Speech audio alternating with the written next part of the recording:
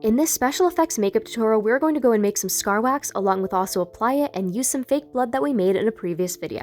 So let's get started. You're going to need 2 tablespoons of all-purpose flour. Go and take this and put it into a container.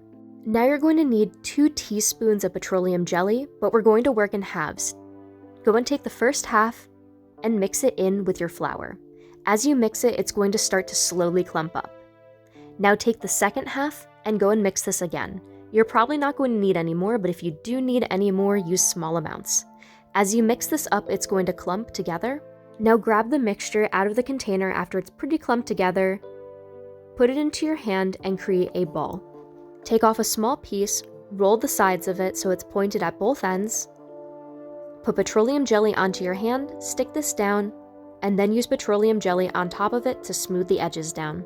Wipe off any extra petroleum jelly. Now we're going to go and use a metal sculpting tool dipped in petroleum jelly to go and create a line in the center. Brush it with red powdered cosmetic, and now we're going to go and take some of the fake blood that we made and put it into the center. After you have done this, your fake cut can look like this. Thank you all so much for watching. Make sure to like, comment, and subscribe.